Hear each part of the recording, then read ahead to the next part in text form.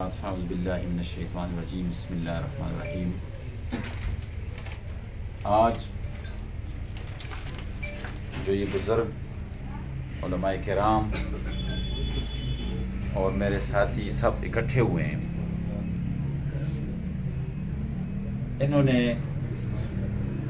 اپنے خیالات کا اظہار بھی کیا اور جو کونسل کی بنیاد بھی رکھ دی ہے جنہوں نے، اور ہم نے جو منشور آپ کے سامنے پیش کیا تھا شروع میں، انشاءاللہ العزیز اس منشور کے روشنی میں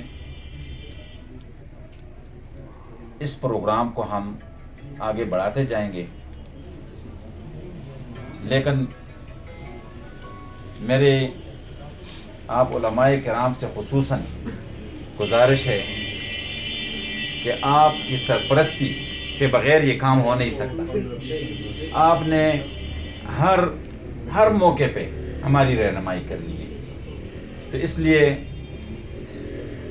میں سب سے پہلے، میرے کچھ دوست ایسے ہیں جو کہ اس میں شامل نہیں ہو سکے اس وقت، کوئی کراچی میں ہیں، کوئی کہاں پہ ہیں، تو وہ لوگ انشاءاللہ تعالیٰ ویلفیئر کے حوالے سے بھی انہوں نے وعدے کیے ہمارے ساتھ، لیکن ہم نے ویلفیئر کا پروگرام اس میں نہیں رکھا ہوا کہ ہم یہ اسکیمیں رکھیں گے، ہم یہ کام کریں گے، ہم وہ کام کریں گے۔ انشاءاللہ ہم وہ بھی کریں گے۔ اب ہم نے جو کمیٹیوں کی بات کی تھی اس کی طرف میں آتا ہوں کہ میرے بھائی نے بھی وہ تجویز پیش کی۔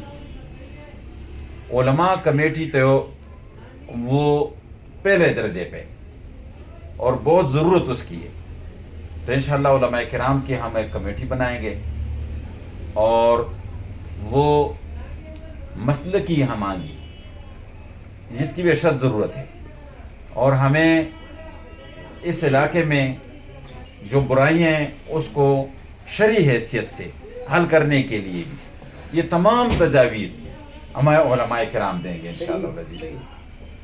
اب ہم اس کو اختتام کی طرف لے جاتے ہیں انشاءاللہ العزیز۔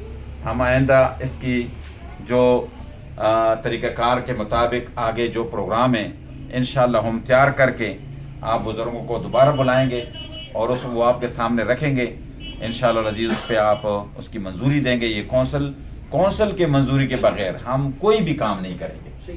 ہم آپ سب کی رائے کا احترام بھی کریں گے اور مشاورت بھی لیں گے انشاءاللہ تعالیٰ آپ سے۔ یہ چند باتیں تھیں۔